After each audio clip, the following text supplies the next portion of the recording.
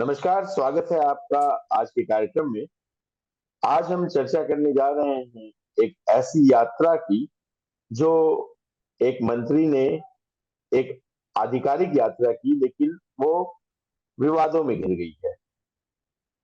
8 जनवरी को भारत की minority affairs minister Smriti Irani ने सऊदी अरब के शहर मदीना की यात्रा की और उन्होंने वो सिर पर कोई हेड ड्रेस नहीं लिया था।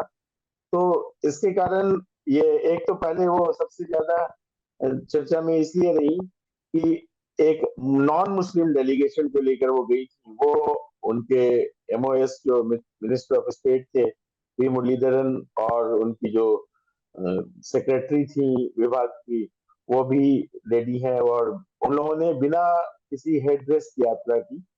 तो ये एक बड़ा विवाद का विषय बना हुआ है आज की तारीख में। और इस विषय पर ज्यादा विस्तार से चर्चा करने के लिए हमारे साथ मौजूद हैं विशेषज्ञ के तौर पर संकेत चतुर्वेदी, जो संवाद न्यूज इंटरनेशनल चलाते हैं। स्वागत है संकेत आपका हमारे कार्यक्रम में। धन्यवाद। संकेत, बताएं कि क्या विषय था और क्या क्यों इतना विवाद है एक नॉन मुस्लिम महिला के यात्रा पर और वहां मदीना उनके पवित्र शहर में जाने पर ऐसी क्या आफत आ गई और उसका असर क्या हो रहा है? सर देखिए, स्मृति ईरानी मल्होत्रा सिर्फ एक नॉन मुस्लिम नहीं है। स्मृति ईरानी मल्होत्रा भारत में एक मंत्री भी हैं जो कि अल्पसंख्यक क्योंकि मुद्दे भी देखती हैं। तो उनके अधिकार क्षेत्र में था जाना, वो जा करके देखना चाहती थी कि वहां पर जो सिचुएशन है वो कैसी है, वहां लोगों को जो भारतीय जो जाते हैं वो ठीक से रह पाते हैं कि नहीं, कोई दिक्कत तो नहीं होती, कोई हज यात्रा में कोई दिक्कत तो नहीं होती। इस कारण से वो गई थी मदीना। मदीना में उनका स्वागत करा गया और ये बड़ी बात है सर, ये बड़ी बात है। अरबियों ने उन्हें बुलाया, वहां पर उन्हें मदीना तक जाने दिया, जबकि वो एक नॉन मुस्लिम है, लेकिन उन्होंने हिजाब नहीं पहना था। इस बात से अरबियों के पेट में कोई दर्द नहीं है। इस बात से पेट में दर्द हुआ जो इंडियन सब कॉन्टिनेंट है ना, इंडियन सब कॉन्टिनेंट के मुसलमानों को। तो ये मुसलमान basically these are from 3 countries.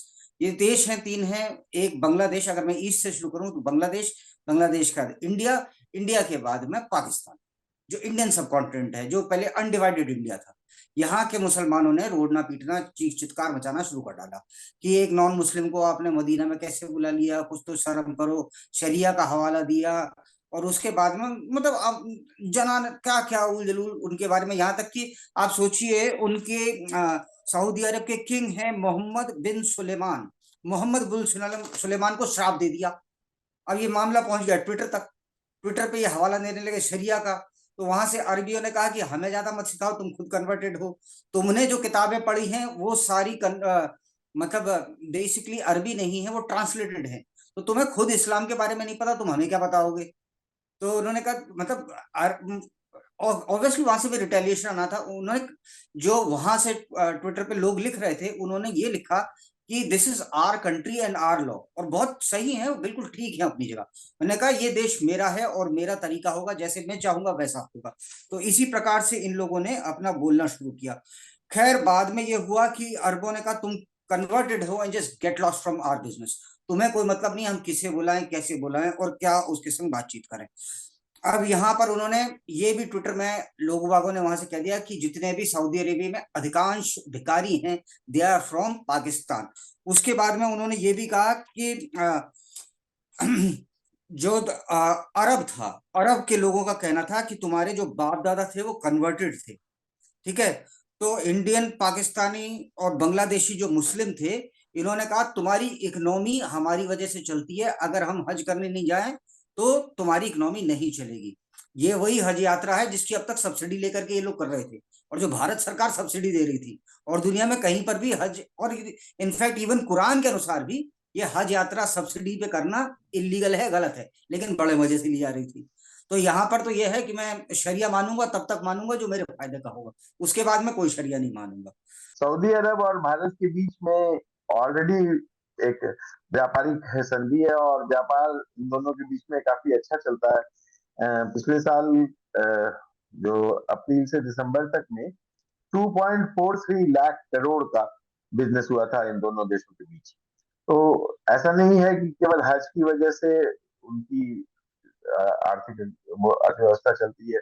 और भी सऊदी अरब तेल और दूसरे खनिज पदार्थों में काफी रिच है। और सऊदी अरब की अर्थव्यवस्था केवल हज से नहीं चलती है, और बहुत बहुत बहुत कुछ उनके पास है ऑलरेडी।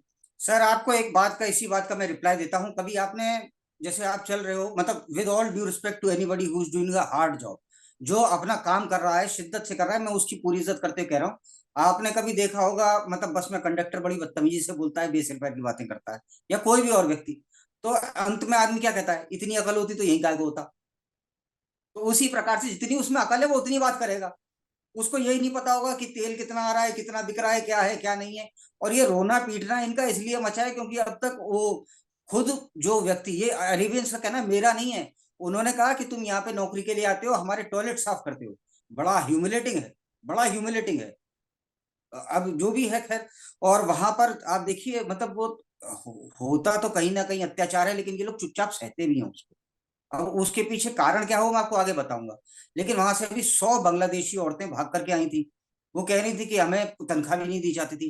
कतर में जो फुटबॉल वर्ल्ड कप हुआ था, शायद 2019 में, वहां पर वो कह रहे थे कि हमें पाकिस्तान, बांग्लादेश, इंडिया से जो लोग गए, हमारे पासपोर्ट जबरन रख लिए जाते हैं और हमें तनख्वाह भी नहीं दी हाँ, जाती। ये एक चीज है कि अ, अरब में दो तरह के देश हैं। एक तो यूएई है, जो यूनाइटेड अरब अमीरात, ये अरबिक देशों का एक संगठन है। और एक है जो सऊदी अरबिया। सऊदी अरब जो है वो बहुत बड़ा देश है, और शोषण के जो ज्यादा मामले आए हैं वो ज्यादातर सऊदी अरब में आए हैं, यूएई में नहीं आते हैं। यूएई ने एक पहले से एक ट्रीटी बनाया हुआ है जिसमें वो रूल्स फॉलो करते हैं। वहां मजदूरों के साथ कोई शोषण नहीं होता, जबकि सऊदी अरब में ऐसा कोई रूल नहीं है। तो उसका हवाला लेकर वहां के जो व्यापारी हैं उन लोग अ, उनको शोषित करते हैं, ऐसा हमेशा पहले से शिकायत आती रही है। बीच में क्राइसिस हुआ था तो उनको तनख्वाह नहीं मिली थी, कई महीनों तक नहीं मिली थी। और फिर बाद में उन्होंने सेटल करना, मतलब उन्हें कम तनख्वाह पर ही सेटल करना पड़ा ये मजदूरों को। तो ये बातें हैं सऊदी अरबिया में। लेकिन ऐसा नहीं है कि उनकी इकोनॉमी हज पर निर्भर है। सर वहां पे सऊदी अरब में कोई लेबर लॉज नहीं है। और ये लोग जब जाते हैं तो वहां पे जो आपने जाने के लिए एक जो आपने संधि जो साइन करी है, जो आपने जाने से पहले जो भी पत्र होता होगा, जो भी विधि, जो दस्तावेज होते होंगे वहां के कानून के अनुसार, वो इन्होंने करा होंगे साइन, तभी तो तुमने करे होंगे। यह बिल्कुल ही मूर्ख से जो चले गए थे। 40,000 वहां पे सर बच्चे मिले हैं, और ये गलत है, इंसानियत के बतौर ये गलत है।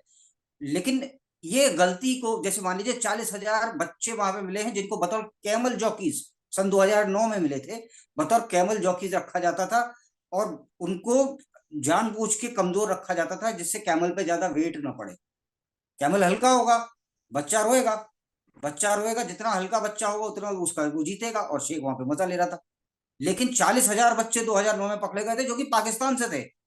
अब ये लोग सहते क्यों हैं, ये ज्यादा इंपॉर्टेंट है। वो एक ऊंटों अगर की आप, दौड़ करवाते हैं, वो ऊंटों की दौड़ करवाते हैं जिसमें बच्चे को ऊपर रख देते हैं, और बच्चा रोता है जितना, उतना घबरा कर ऊंट भागता है। तो उसमें वो बच्चों को उपयोग करते हैं। उसको साहब हल्का रखा जाता है बच्चे को, जिससे ज्यादा वजन ना पड़े, उसको लिमिट का खाना दिया जाता है। और बाद में लिमिट का खाना देने के साथ में, अगर कहीं गलती से उसने एक दो खजूर खा लिए, तो फिर उसको करंट भी लगाया जाता है। आप सोचिए कितनी अमानवीय है। ये बिल्कुल अमानवीय है, भले ही वो बच्चा पाकिस्तान का हो, हिंदुस्तान का हो, किसी का हो। मैं तो उसको गलत ही कहूंगा, बांग्लादेश का हो तो भी गलत है। जहां पे अमानवीयता हो रही है वो गलत है। मुद्दा ये नहीं है, अभी मुद्दा ये है कि एक महिला, नॉन मुस्लिम महिला के जाने पर इन लोगों ने इतना बवाल मचाया हुआ है। वो बता रहे हैं कि वो गई तो उनको सिर पर वो रख के जाना चाहिए था, हेड ड्रेस रख के जाना चाहिए था, जैसे वो बुर्का पहनते हैं, या कम से कम सिर पर कुछ हेड गियर बोलते हैं उसको, वो रख के जाना चाहिए था। और उसके कारण एक तो पहले वो चाहते हैं कि नॉन मुस्लिम लोग वहाँ मदीना शहर में या मक्का शहर में प्रवेश न करें। और दूसरा उन्होंने कहा, लोगों ने कहा, जो भारत और पाकिस्तान और बांग्लादेश वगैरह के जो लोग इस मुद्दे पर विरोध जता रहे हैं, उनका कहना है कि इस पर सऊदी अरब सरकार को ऐसा नहीं करना चाहिए था। जबकि स्मृति ईरानी हज यात्रियों की ही सुविधा के लिए, एक हज यात्रियों का कोटा बढ़वाने के लिए ही वहां गई। देखिए, मैं आपको एक चीज बताता हूँ सर। जो धर्म है वो दो प्रकार का होते हैं। पहले वो जो उसी देश के हों, जैसे बुद्धिज्म, जैसे सिखिज्म, जैसे हिंदुज्म, इंडिया के ही धर्म है। दूसरा है जो विदेश से आयातित हो, जैसे ईसाइयत, जैसे यहूदी, जैसे इस्लाम। ये तो सब विदेश से आए हैं। अब अगर आप उस विदेशी धर्म को मान रहे हो तो अब्राहमिक जो अब्राहमिक रिलीजन बोलते हैं इनको, अब्राहमिक रिलीजन हाँ, कहते हैं इनको। तो जो जो वो अपना धर्म बता रहे हैं साहब, वो आपको मानना पड़ेगा। और अगर आप उनको मान रहे हो, उनकी ज़कात पे पल रहे हो, तो आपको वो चीजें माननी पड़ेंगी। अपना देखिए, एक मेरी बात सुनिए। अपना माई बाप इनको मानना किसने शुरू करा था और क्यों करा था, मैं आपको बताता हूँ। देखिए क्या था। शुरुआत में पहले तो मतलब मर्चेंट्स इंडिया आते थे। पहली भारत में केरल में मस्जिद बनी थी। जब ये मालाबार के कोस्ट पे मतलब अपने ट्रेड करते थे। उसके बाद में क्या हुआ, जब तेल आया, तेल आने के साथ में इन्वेंशन हुआ, जो डीजल इंजन वगैरह है, तेल की उपयोगिता बढ़ी। जब इन लोगों को वो उपयोगिता समझ में आई, पैसा बड़ा जबरदस्त और अपार आया सऊदी अरेबिया में। पूरी गल्फ कंट्रीज में बड़ा अपार आया। तो बहुत जरूरत से ज्यादा दिखने लगा। तो जो इंडियन सब कॉन्टिनेंट का मैं वक्त बात कर रहा हूँ, उस वक्त के भारत की, जो अनडिवाइडेड था, उधर का जो मुसलमान था वो इनको अपना हीरो मानने लगा। कि देखो शेख साहब कितने हैं, वो उसके संग अपना अरबीकरण करने लगा स्वयं का। वो ये भूल गया कि उसके पूर्वज कौन है। मैं एक डिबेट सुन रहा था सर।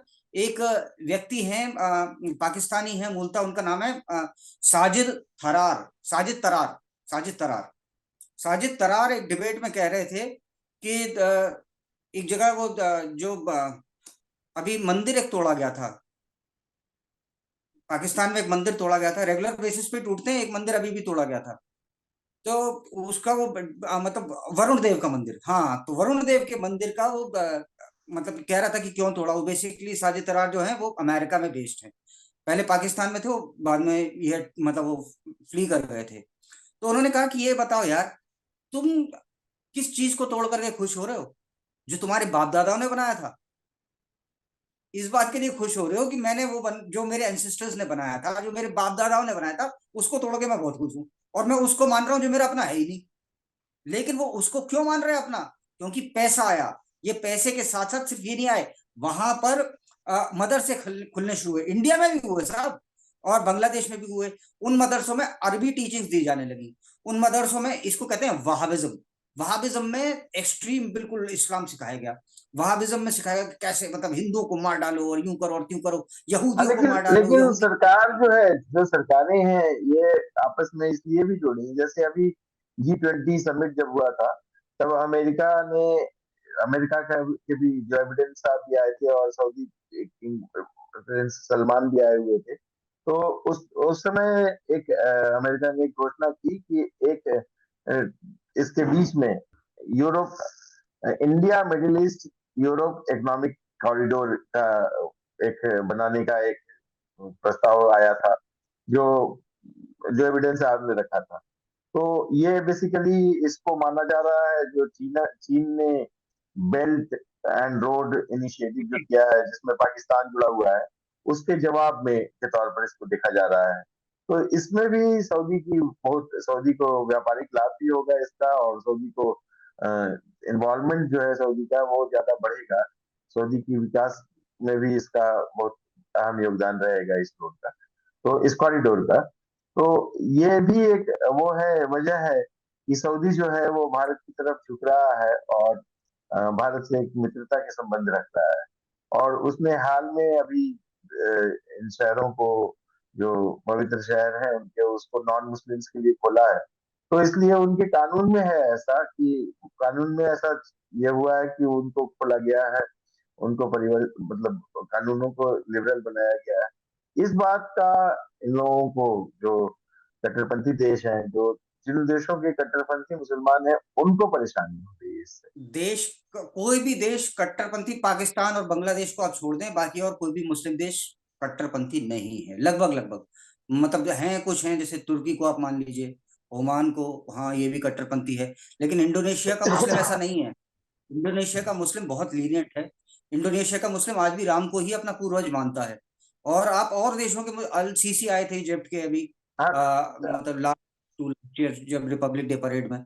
लेकिन मतलब देखिए, नथिंग सक्सीड्स लाइक मनी। उन्होंने कहा आओ खातिरदारी लो, अब खातिरदारी हो गई पूरी, स्विस कैनाल में से हमें रास्ता दो हमारी शिप्स को आने जाने के लिए। ये इस गवर्नमेंट की बहुत बड़ी अचीवमेंट है। लेकिन ये इनके पेट में दर्द क्यों हो रहा है, मैं ये समझाने का प्रयास कर रहा हूँ। और सब चीजें इंटरलिंक्ड होती हैं। ये मतलब ये समझिए सर, ये जो मैं आपको बता रहा हूँ, ये कहानी मतलब तब से शुरू होती है जब से पहला इन्वेजन हुआ था। जब से पहला इस्लामिक इन्वेजन भारत में होता है, कहानी वहां से शुरू होती है। तो ये मोहम्मद बिन कासिम के जमाने का रोना है जो ये अब जाके रो रहे हैं स्मृति ईरानी से। क्योंकि मतलब अपने आप को जस्टिफाई करना है, वो जस्टिफाई कैसे करेगा? वो उसको आप सोचिए, औरों की तो छोड़िए, जो आपके सुपरस्टार्स हैं, जो सैफ अली खान है, उसने कहा था कि मैं अपने बेटे का नाम ऑब्वियसली राम तो नहीं रख सकता।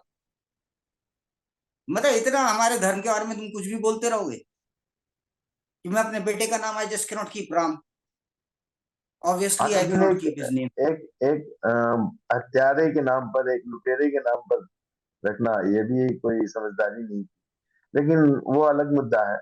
अभी हम वो लोग वहां इस पर। ये सब, मतलब ये बताने के लिए है कि ये सिर्फ उन लोगों में नहीं जो पढ़े लिखे नहीं है, ये उन लोगों में भी है जो आपके चमकते हुए सितारे हैं। ये पेट में दर्द सबके ही है। और मैं वो ही समझाने का प्रयास कर रहा था कि ये सिर्फ मतलब इकोनॉमिक कॉरिडोर, शेख को क्या चाहिए? शेख को तो पैसे से मतलब है। शेख का अच्छा, इनको इनको भी पैसे से मतलब है, पर इनको भीख में पैसा चाहिए। चाहे वो सरकार अनुदान कर दे कुछ, चाहे वो शेख कर दे। वरना ये गाना तो हमेशा गाते आते हैं, हमारे लिए तो बहुत सारी जक़ात आती है सऊदी अरेबिया से। अरे मैंने खुद अपने दोस्तों से सुना था कि हमारे लिए बहुत सारी जक़ात आती है और तुम लोग उसको खा जाते हो हिंदुओं। मैंने, भैया हम कब खा गए? हमें तो कभी नहीं उल्टा हमने वो जजिया दिया ही है ये जक़ात के दम पे मैंने तो कभी नहीं देखा दूसरा।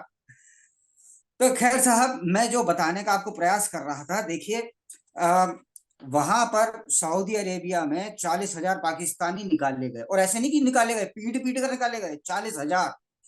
और 40,000 कोई छोटा नहीं होता। एक शेफाली है, बांग्लादेशी है। तो वहां पे उसने कहा कि मेरे को पेमेंट नहीं दी गई, सेक्सुअल हरेसमेंट हुआ मेरा। लेकिन वो कुछ नहीं कर सकती क्योंकि वहां पे कोई लेबर लॉज नहीं है। मैंने जैसा कि पहले समझाया था। अब आप आगे देखिए, ये ह्यूमिलेशन नहीं है सर, ये तो साक्षात मृत्यु है। साक्षात मृत्यु भी नहीं है, मृत्यु तो वक्त पे आती है, ये साक्षात हत्या है। लेकिन अपनी एक व्यक्ति ने हत्या स्वयं चुनी। क्यों चुनी? क्योंकि उसको जो वहाबिज्म के कारण जो मदरसों में पढ़ाया गया, मदरसों में पढ़ाया गया कि किस तरह से वो जो अटैक कर रहे थे वो ग्रेट थे। आपको मौलवी दिखेगा, वो जो जो जितने भी आपको यहाँ पे दिखते हैं ना, ये बड़े भाई का कुर्ता, छोटे भाई का पजामा, ये लोग सब ऐसे ही होते हैं।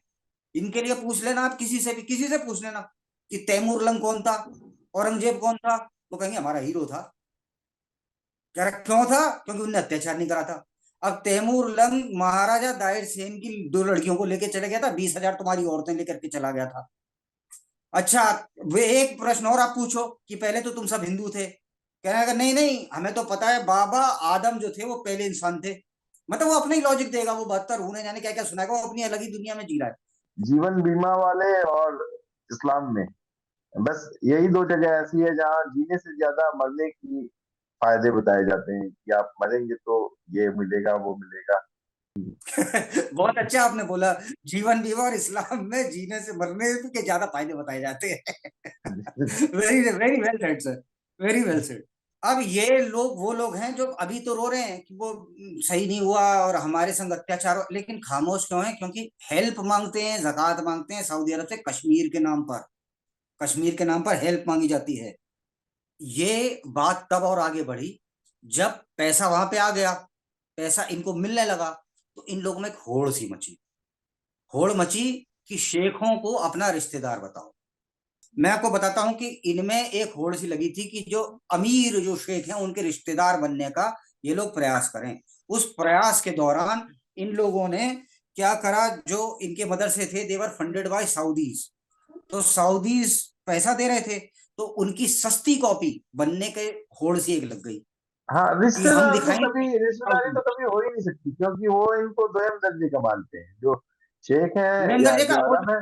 वो इनको दोयम दो दर्जा वो दर्जी कह रहे का थे तुम मानते हैं। हमारे साथ उठने बैठने लायक नहीं हो। हाँ हाँ, उनके साथ खाना भी नहीं कभी आपने खाते हैं। सुना, हाँ, कभी आपने सुना है किसी सऊदी ने, मतलब सऊदी औरत ने इंडियन या बंगाली से विवाह कराओ?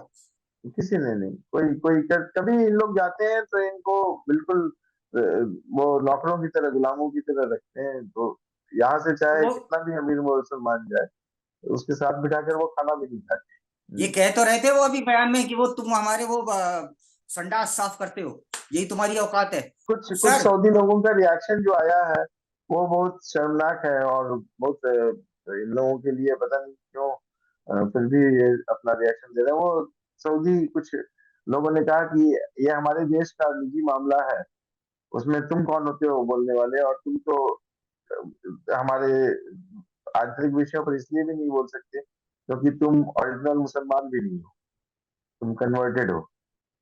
सर टीवी एंकर्स, मतलब क्या हुआ था, एक होड़ सी लग गई थी, एक सस्ती कॉपी बनने की होड़ लग गई थी। उसके बाद में क्या हुआ था, टीवी एंकर्स जो थे पाकिस्तान के, उनसे कहा गया कि आप अब उर्दू भी कम इस्तेमाल करें, हिंदी के शब्द तो बिल्कुल निकाल दें, और अरबी का यूज ज्यादा करें। क्योंकि यहां तक कि उर्दू भी कम क्यों था, क्योंकि उर्दू में भी कुछ शब्द हिंदी के होते हैं। उर्दू का अर्थ होता है लश्कर, उर्दू का अर्थ लश्कर होता है। उसमें कई शब्द, मतलब वो अपने आप को बिल्कुल कि ये दिखाना चाहते हैं हम तुम्हारी ही औलादे हैं, बस बिल्कुल हमारी अंदर जो रगों में खून बह रहा है। पहले तो ये बताओ कि उर्दू जो है बेसिकली एक अरबिक नहीं है। उर्दू का और कोई विदेशी भाषा भी नहीं है उर्दू। उर्दू तो उर्दू का जन्म ही उत्तर प्रदेश में माना जाता है। तो उत्तर जी हाँ, और इसीलिए तो कह रहा हूँ पाकिस्तान में भी मना कर दिया गया था। पाकिस्तान की भाषा इज नॉट उर्दू, पाकिस्तान की भाषा was Punjabi. Punjabi which was taken from Persian, literally somewhat somewhat. बाद में उनसे कहा गया नहीं तुम उर्दू बोलो, तुम उर्दू में बोलो, और उर्दू में भी वो उर्दू बोलो जो basically Urdu is from somewhere else, somewhere जिसमें अरबी शब्द ज्यादा हो। बाकी धीरे धीरे निकालना बंद कर दो। जैसे कि खुदा हाफिज नहीं, अल्लाह हाफिज बोलो, ठीक है? तैमूर बोलो, वो और जैसे रमजान की रमजान को जगह रमजान रमादान बोलो। बोलते हैं लोग, रमजान। जी हाँ, जी हाँ, हम्म, रामादान बोलो। तो ये सब हम्म, चीजें ने मतलब बताई गई थी। अब जनरल जिया उल हक के समय की मैं बात कर रहा हूँ। जनरल जिया उल हक ने अपना जो इतिहास जो उन्होंने रीराइट करवा रहे थे अपने उनसे, हर हर लोग मतलब अपना करवाते हैं इतिहास रीराइट। मैं तो मानता हूँ इंडिया का भी इतिहास अब रीराइट होना चाहिए, इंडिया नहीं भारत का। तो 712 एडी में जो आया था मोहम्मद बिन कासिम, उसने कहा कि पाकिस्तान बनने की शुरुआत 1947 में नहीं हुई थी। पाकिस्तान बनने की शुरुआत 700 बस 712 एडी में हुई थी, जब मोहम्मद बिन कासिम ने हमला करा था। तो एक तरह से उसको नेशनल हीरो का दर्जा दिया गया था कि मतलब तुमने बड़ी कृपा करी, हम पे मारा, हमारे पूर्वजों को मर्डर करा, और हम इनके मंदिर अब तोड़ रहे हैं क्योंकि हम तुम्हारी बेवकूफी हरकत में शामिल। मतलब वही साजिद थरार कहते रहा था कि मतलब किस बात के लिए खुश हो रहे हो यार, कि जो तुम्हारे बाप दादा ने बनाया था उसको तोड़ रहे हो, उसको तोड़ करके तुम खुश हो रहे हो। हाँ, एक चीज और आया था। अगर अब आप पाकिस्तान में देखें तो अल पंजाब, पंजाब उनका सबसे मतलब जो प्रॉस्परस स्टेट है, जो जिधर से सबसे ज्यादा वहां के जो रूलिंग एलीट है वो पंजाब से आती है। अब वो पंजाब नहीं, अल पंजाब कहते हैं, अल पंजाब, अल पंजाब। क्योंकि ये अरबी में प नाम का शब्द नहीं है, तो पा वो बोल नहीं पाते, मतलब बोल पाते लेकिन अब बोलना अलाउड नहीं है, तो वो अल स पंजाब भी करते, नहीं अल है, पंजाब आ गई है। स भी स भी नहीं है, इसीलिए सिंधु को हाँ हिंदू हाँ, बोलते थे। जी जी जी। अब स्कूल में हिजाब, मतलब पूरा अरबीकरण हुआ, स्कूल में हिजाब आवश्यक आवश्यक हो गया।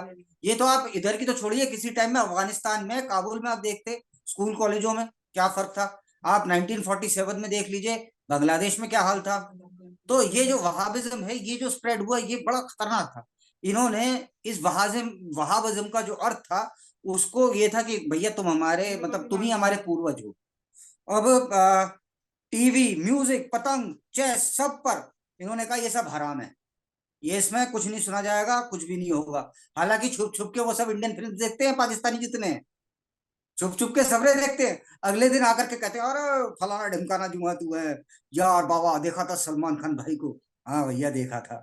अच्छा, अगर सब कुछ बैन है और वहाबिज्म इतना अच्छा है, अगर पूरा इस्लाम मान रहा है, पूरी शरीयत मान रहा है, तो जावेद अख्तर लिख क्यों रहा है? मत लिखे ना उस टीवी कंटेंट के लिए। म्यूजिक हराम है, गाने क्यों लिख रहा है? एक ऐसा, अरे ये सैफ अली खान जिनने अपने बेटे का नाम तैमूर रखा है, ये सैफ अली खान को एक्टिंग नहीं करनी चाहिए, हराम है वो। अरे कुछ तो अच्छा काम करो यार, या तो पूरा हिंदू बन या पूरा मुसलमान बन, कि शरिया मानूंगा पर उतना मानूंगा जहां पर मेरा फायदा हो रहा हो।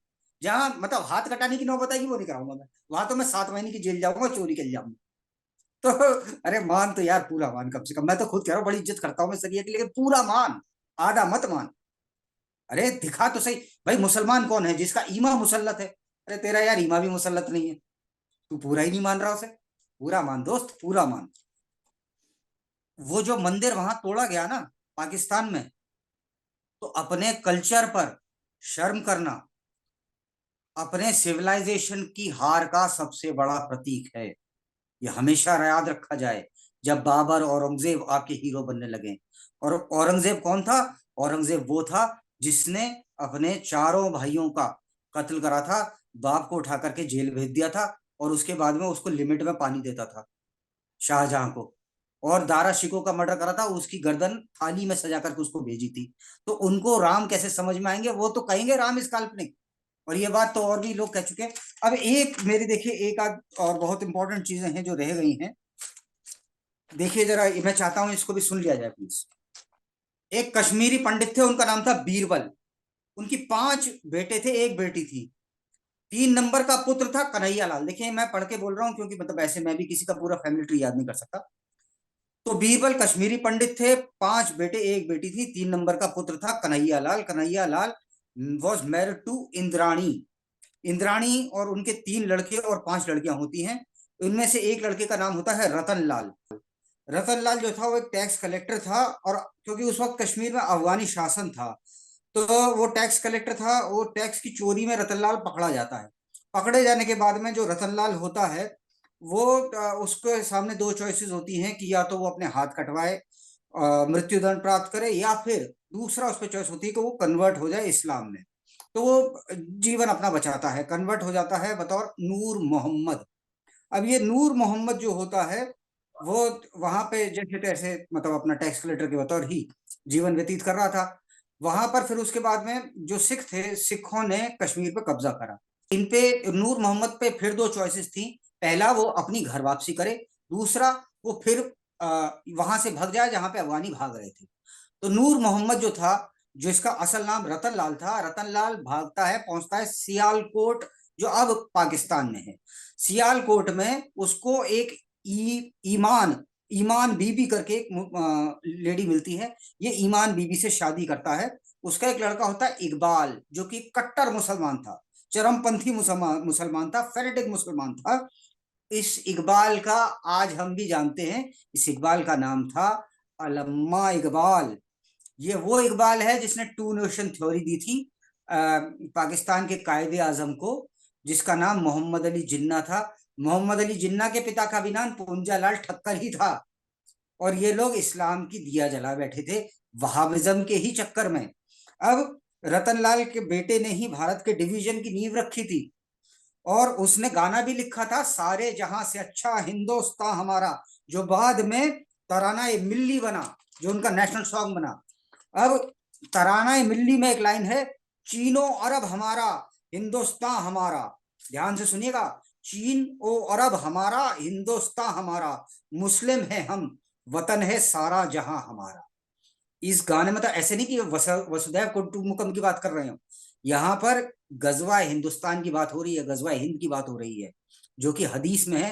हदीस कुरान के 400 साल के बाद आई पुस्तक थी। कुरान आई थी 1400 एडी में। अब आप सोचिए, एक व्यक्ति जिसकी माँ पंजाबन थी और बाप कश्मीरी पंडित था, पर वो व्यक्ति अपना पूर्वज सदैव उनको मानता रहा, जो कि अरबी थे। तो भैया हम एक्चुअली नहीं तो क्या है अरबों की समझाने का। जो सीख है, नसीहत है, उससे इनको कुछ सीख मिलेगी या क्या लगता है आपको? नहीं सर, एक जहालत है जो बिल्कुल बड़े अंदर तक समा चुकी है। और आप उस व्यक्ति से बात कर रहे हैं जिसको, मैं ये शब्द इस्तेमाल नहीं करना चाहता, लेकिन क्या करूं, करना पड़ रहा है, जिसको खैरात तो नहीं लेकिन हाँ जक़ात और जो देश के सरकारी तंत्र है उसके पैसे पर पलने की आदत पड़ गई थी, और इस देश को गाली बकने की आदत पड़ गई थी। क्योंकि आप समझिए, उनके यहाँ नेशन का कोई कॉन्सेप्ट ही नहीं है। उनका ये है, एक दिन इस्लाम का राज सब तरफ होगा। चलिए आज की चर्चा यही समाप्त करते हैं। कल फिर किसी मुद्दे पर हम फिर आपसे मुखातिब होंगे। तब तक के लिए नमस्कार। जय हिंद।